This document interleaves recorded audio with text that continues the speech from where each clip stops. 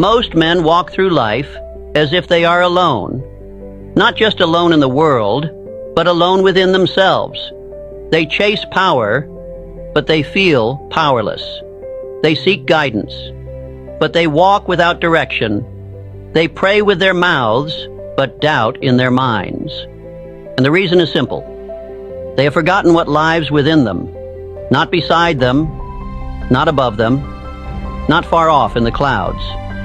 Within, there is a presence that lives in you, a flame so ancient, so intelligent, so perfectly designed to express through you, that if you truly understood what it meant to carry it, you would never question your next step again. You were not meant to live as if you are empty. You were not designed to struggle forward, as if the answers are always somewhere else. You are not required to beg for strength you already possess, but you must remember, because the world will try to make you forget. It will teach you to wait for signs, to pray for rescue, to earn the right to be guided. But infinite intelligence, the mind of God, was placed within you the moment you were born, and not as an idea, as a law, as a force, as a voice that doesn't scream, but knows. The tragedy is not that most people are weak. The tragedy is that they do not know who is living in them. So they shrink, they settle, they follow, they mimic, they drift. And all the while, they carry the power that built mountains, parted seas, shaped civilizations, and still wait to be claimed. You do not need to summon this power. You need only to align with it. And the first alignment is this. You must learn to act as if God is within you, because He is. Not when you're perfect, not when you feel holy, not when the world agrees with you, but right now, even in your doubt, even in your weakness, even in your silence, because that presence does not appear when you are ready. It appears when you remember. And remembering isn't emotional. It's not a feeling. It's a decision. And once you make that decision, you do not walk the same again. You do not speak the same again. You do not live the same again. Because now, you walk as a man who knows, I carry the divine, and I act accordingly. To act as if God is within you is not to pretend. It is not an exercise in ego or confidence or religious posture. It is a recalibration of everything. Your thinking, your discipline, your posture, your language, your pace, your presence. It is a choice to stop behaving like a man who is lost and begin walking like a man who is already found. Because when you carry the divine within, you are not asking, will I be guided? You are already guided. You are not hoping to be protected. You are protection in motion. You are not waiting for wisdom. You are moving with it, embodied. This means you do not speak with fear behind your words. You do not move with apology in your footsteps. You do not seek permission to exist, to build, to believe. You do not shrink to make others comfortable. You do not ask the world for validation that was already written into your soul by infinite intelligence. To act as if God is within you means you no longer betray yourself. You no longer negotiate with doubt when clarity has already arrived. You no longer delay action when the instruction has already been given. You no longer say, I'm not ready, because you know readiness is not a condition. It's a decision. Acting as if God is within you means you no longer apologize for your calling. You do not need others to understand your urgency. You do not need external support to walk in divine rhythm. You do not ask the mirror, am I enough? Because you carry the answer inside the question. It means you sit differently. You walk differently. You pray less like a beggar and more like a partner. You no longer say, please show me. You say, thank you for what I already know. When God is within you, you do not need to prove anything, but you must protect everything. Your energy, your time, your peace, your thinking. Because when you carry something sacred inside you, your environment must be shaped to match. You no longer eat what weakens you. You no longer listen to people who drain you. You no longer keep company with voices that mock vision. You guard the gate because the gate is holy. To act as if God is within you means you carry a certain spiritual quietness. You don't need to defend yourself constantly. You don't need to explain your every move. You don't need to be loud to be effective. You walk in authority, not because of who you are, but because of who walks in you. And let me tell you, people feel it. They don't always know what it is, but they know when they're in the presence of someone who does not move from ego or fear or popularity. They're in the presence of someone who moves from alignment. That's what it means to act as if God is within you. It's not a claim. It's a consistency. It's not a belief system. It's a behavior pattern. It's not words. It's witness. And that witness speaks louder than anything your mouth could say. So I ask you, have your actions caught up with your identity? Do your habits reflect what you say you carry? Does your tone, your pace, your discipline show the world that you are not alone when you walk? Because the ones who carry the divine do not need to. Once a man begins to act as if God is within him, he no longer lives for approval. He lives for expression, not self-expression, but divine expression. You see, infinite intelligence is not a static force. It does not reside in you like a statue in a temple.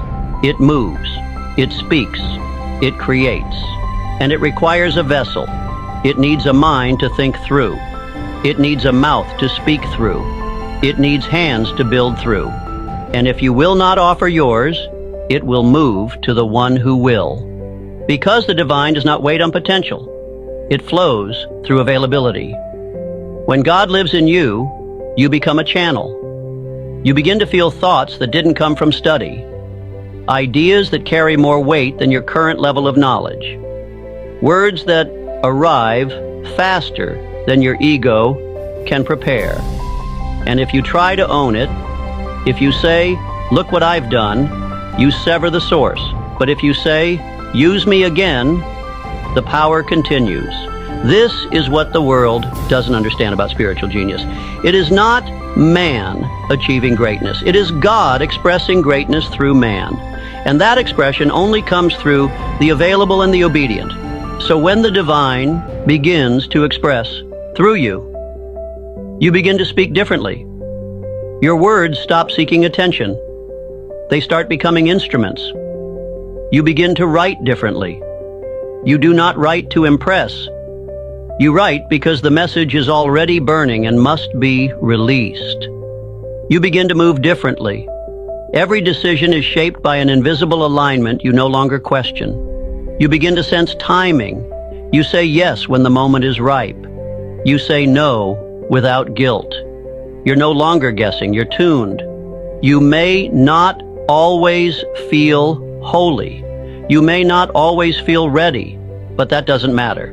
Because God does not wait for your mood to match your mission. He moves through the man who shows up again and again. He speaks through the mind that remains quiet enough to receive and bold enough to release. And so, the pressure changes. You stop trying to come up with the perfect thing to say. You stop trying to map the entire future. You stop trying to own the outcome. Because your role has changed. You are no longer the source. You are the servant of the source. And in that role, there is no pressure, only obedience. There is no competition, only calling. There's no comparison, only clarity. Because once you realize that the divine is trying to move through you, you stop asking, "Am I worthy?" And you start asking, "Am I ready?" And when you are, you become a walking instrument of intelligence, order, and power. Not loud, not showy, not self-important, but so steady, so certain, so aligned, that even your silence starts changing rooms. Because when the divine begins to express through you, you stop performing, and you start becoming. And that is when people stop seeing you and start seeing what's moving through you. Let us now expose the lie, the quiet deception that has paralyzed millions of gifted, spiritual, capable people. I'll act when I'm ready, but let me speak it plainly, without softness. You will never feel ready to carry what you were born to carry. Why? Because divine assignments do not arrive at your level of comfort. They arrive at your level of obedience. Readiness is a feeling. Obedience is a decision. And if you live according to feelings, you will die with unused potential. The man who waits to feel worthy, the woman who waits to feel holy, the mind that waits to feel qualified misses the moment, because the divine never gave you instruction based on your mood. It gave it based on your alignment. And when that alignment is felt, you must move immediately. You don't act because you understand. You don't act because you feel perfect. You act because the signal was given. And the signal is not sent twice. Every calling arrives with a short-lived gate, a spiritual window. And those who act inside the gate become instruments of power. Those who delay watch the window close, not out of punishment, but because momentum was passed on to the one who moved. You must stop negotiating with your emotions. You must stop waiting for your circumstances to confirm your calling. You must stop assuming that God will delay His plan until your insecurities are satisfied, because He will not. The moment you receive the inner knowing that this is the time, that this is your message, that this is your opportunity, you are accountable. And the man who delays that accountability, who says, maybe later, who says, when I feel more confident, who says, when I have more proof, has already disqualified himself from the anointing, because power flows through the ready, not the perfect. And readiness is not what you feel, it's what you decide. So I ask you, are you waiting for more signs? Are you holding back your voice because you fear being misunderstood? Are you withholding action because you haven't figured out step 5 when step 1 is still undone? Are you still asking for confirmation after being shown what to do again and again? If so, understand this. You do not lack clarity. You lack commitment to what is already clear. And clarity without commitment is torment. You will feel it every morning, the knowing, the pull, the guilt, the ache. Not because you're cursed, but because you are chosen and ignoring the call. Do not ask for the calling to come again. Act on the one that already came, because the divine does not waste energy. It will not keep giving instruction to a mind that waits for emotional alignment first. The moment you say yes without full understanding, without full preparation, that is when everything begins to align. Resources begin to arrive. Confidence builds in motion. Power flows to your hands because they're already moving, and the fear that ruled you starts falling away. Not because it disappears, but because it cannot keep up with your pace. You must act before you feel ready, because readiness is the reward of obedience, not the prerequisite. Move first, and everything you thought you needed will begin to meet you in the path, because that's how the divine works. Faith is not proven by stillness. Faith is proven by motion. So I say to you, one final time in this chapter, do not wait until your hands stop shaking. Move while they're shaking. Do not wait until your voice feels steady. Speak while it trembles. because the man who obeys in his fear will one day walk in such power that fear will no longer recognize him. There is a kind of power that cannot be faked. It does not come from wealth. It does not come from titles.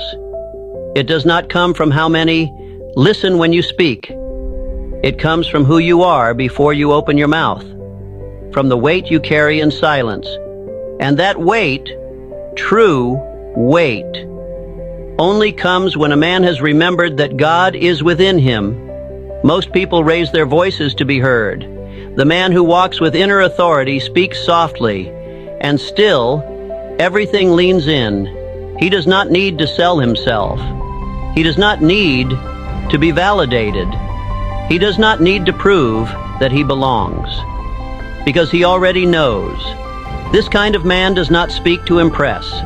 He speaks when necessary. He listens more than he talks. He does not enter every debate. He does not explain truth to those committed to misunderstanding it. He does not wrestle with noise, because noise is no match for presence. And presence, true presence, is not the result of charisma. It is the consequence of alignment. The more aligned you are with what lives inside you, the less desperate you become to be seen on the outside. You carry spiritual gravity. People feel it when you walk into a room. They cannot define it, but they respect it. They sense that your confidence doesn't come from preparation, but from possession. You are possessed not by fear, but by purpose, not by performance, but by presence, not by needing to be known, but by being already known by the one who lives within you. This is why the man who walks with God inside no longer acts like he's searching. He walks like he is found. Not everything, but the one thing that shapes all others. His confidence is not loud. It is calm. It is anchored. It cannot be bought. It cannot be faked. And it cannot be explained to those who haven't tasted it. This is the paradox. The closer you come to the divine within, the less you need to declare it. Your stillness becomes your sermon. Your decisions become your doctrine. Your walk becomes your witness. Because when you no longer need to convince the world of your power, the world starts responding to you in ways it never did before. Opportunities flow faster. Opposition feels weaker. Criticism shrinks in importance. And peace becomes your constant environment. Not because life is easy, but because you're steady. Confidence is not noise. Authority is not volume. And spiritual alignment does not scream. It moves differently. It pauses. It breathes. It speaks when it's time, and not a second earlier. It answers when it's called, but never chases applause. It builds slowly, but what it builds lasts forever. So if you are still trying to be loud enough to be respected, still trying to outwork your insecurity, still trying to prove you carry something valuable, stop. Be still. Be consistent. Be faithful to what you already carry. Because the loudest man in the room is not the most powerful.